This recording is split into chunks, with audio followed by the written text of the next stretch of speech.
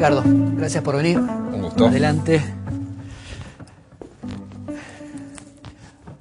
Molesta por ahí que, digo, un filósofo, un ensayista, que cuando se lo presente digan, bueno, Ricardo Forster, filósofo kirchnerista.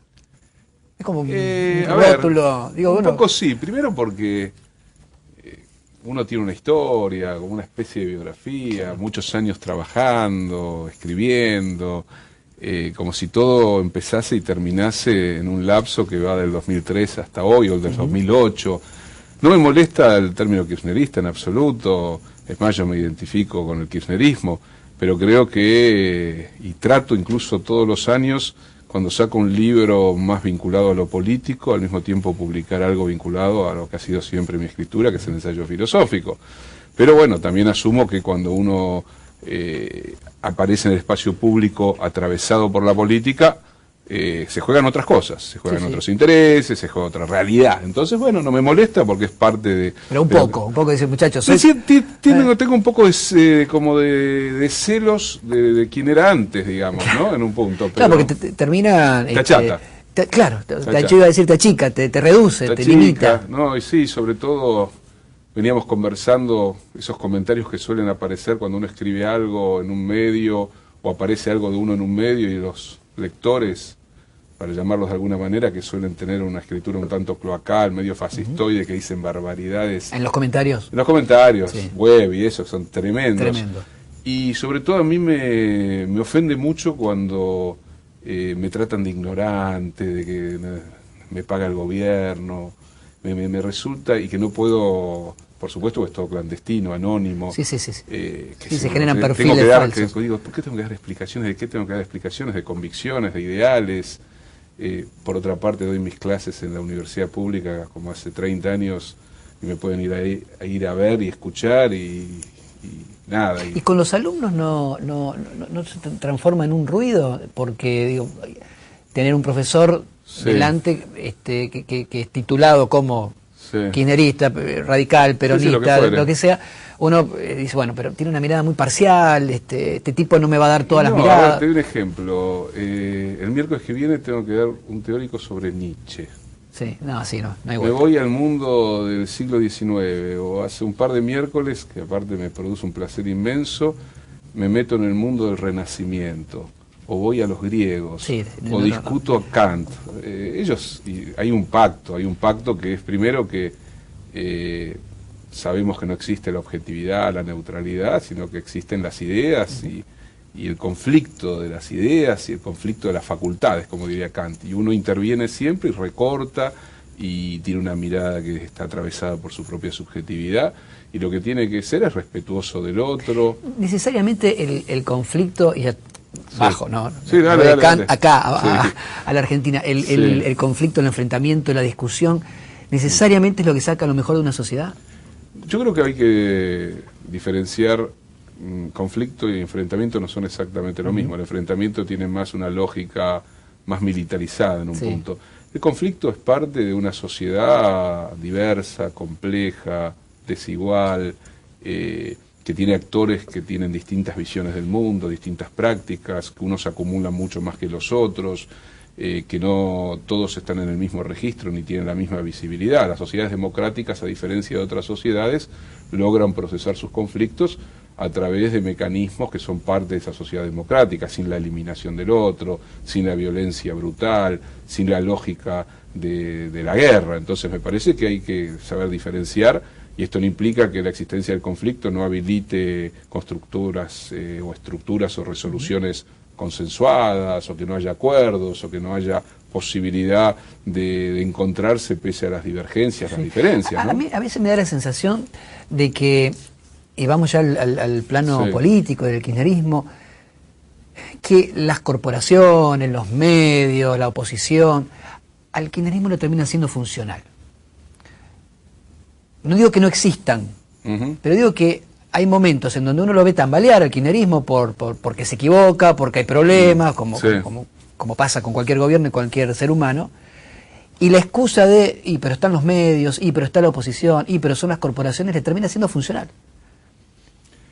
A ver, y a veces la oposición, los medios, las corporaciones se paran tal del otro lado que le hacen el juego, que se hacen el juego mutuamente.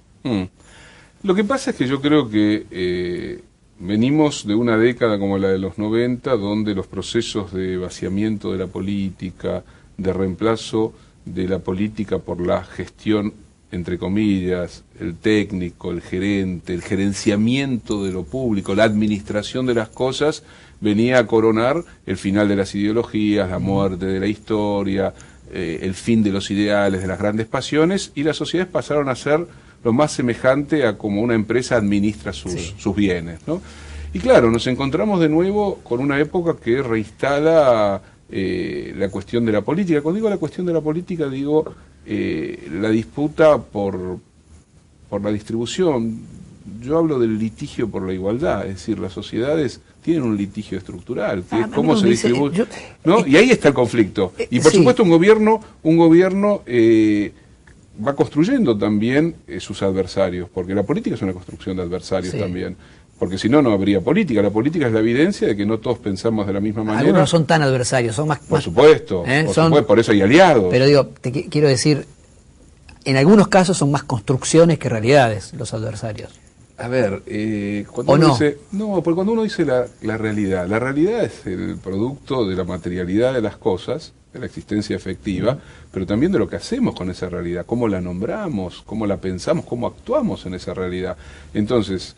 el kirchnerismo obviamente que construye política, ha desafiado fuertemente a ciertas estructuras del poder tradicional de la Argentina, hizo algo que ningún gobierno democrático, al menos desde el 55 en adelante, hizo en la Argentina, que fue, ante las presiones de las grandes estructuras de poder económico, retroceder, aceptar la derrota y poner un plan económico que ya no le pertenecía, sino que le pertenecía a las grandes corporaciones. Eso surgió desde Frondizi en adelante. Si vos haces la historia de los gobiernos democráticos, trágicamente en los 60-70, porque concluían en golpes de Estado, como con Frondizi, Lía y el peor de todos, que fue en la dictadura de Videla. Pero desde el 83 en adelante, salvando el gobierno de Menem, que simplemente dijo, señores, vengan porque yo voy a gobernar para ustedes, los gobiernos, el de Alfonsín, al que después se lo despidió como el padre de la democracia, Alfonsín fue lapidado por las corporaciones económicas, una hiperinflación salvaje, se tuvo que ir 6 meses antes del gobierno, el gobierno de la Alianza por sus propias carencias, sus contradicciones, pensando que se podía sanear la República pero no cambiar la matriz económica, también tuvo que, ni siquiera ya fue funcional a las disputas que había en los sectores económicos. Y este es un gobierno que le ha hecho muy bien, yo creo, a lo que muchos critican, que es la calidad institucional, porque ha reforzado el poder de las instituciones en Argentina. El Poder Ejecutivo, cualquier Poder Ejecutivo que venga en diciembre del 2015, va a tener detrás suyo un Poder Ejecutivo consolidado. El Poder Judicial, la Corte Suprema actual en la Argentina, yo creo, desde que yo tengo uso de la memoria, es por lejos la Corte más autónoma, con mayor capacidad de decisión por fuera de las determinaciones de los poderes corporativos, por más que está atravesada por poderes corporativos. Y el Poder Legislativo ha sido en estos años un poder muy interesante, que ha generado que ciudadanos que antes no se hubieran quedado hasta las 3, 4 de la mañana viendo un debate... Por momentos se transformó en una escribanía, ¿no? Pero, a ver... es una paradoja, porque en el momento en que la oposición tuvo mayoría, que fue después de las elecciones del 2009... No se pusieron de acuerdo. Nunca. Bueno, entonces, que sean a ver, cargos. ¿qué quiere decir escribanía? Cuando una mayoría tiene mayoría en diputados y en senadores y construye una hegemonía dentro de ese ámbito, hay una dirección, hay una estrategia, hay un liderazgo y, por supuesto, diputados y senadores de un espacio político se comprometen a ser parte de ese camino. Lo que no significa que no pueda haber diferencias dentro de un bloque, que no haya discusiones. Ricardo, ¿a Cristina no se le discute? ¿Al líder no se le discute? Sí, por supuesto, ¿por qué no? Sí, o sea, si el gobierno toma decisiones con las que uno no está de acuerdo... Por ejemplo... A ver, a lo largo de la existencia, no sé, pienso en... Hablemos en los 10 años. Sí, en carta abierta. ¿Qué no estuviste de acuerdo? ¿Con qué no estuviste de acuerdo de lo que haya hecho el gobierno? A ver... Puntualmente, yo te diría que hay una visión, que es una visión amplia, que tiene que ver con un reconocimiento y una valorización de lo que se hizo. Pero después, puntualmente, en su momento, yo planteé, carta abierta, que faltaba una política ferroviaria, que faltaba una política energética que pudiese recuperar la soberanía hidrocarburífera. Bueno, pero en los dos aspectos el gobierno después hizo algo. Bueno, pero hizo algo a partir de carencias. O sea, este es un gobierno que llegó a un país en gran medida desmembrado. Pero digo, ¿hay errores? No, errores, por supuesto que hay errores. ¿Cómo no se van a cometer errores? Por ejemplo, yo defiendo la política de subsidios. Yo creo que un gobierno que tiene una concepción de la economía, de la sociedad, tiene que operar con política de subsidios. Pero hay un momento en que esa política de subsidios hay que diferenciarla. O, por ejemplo, en un momento determinado se operó sobre la fuga de capitales de una manera muy poco decisiva.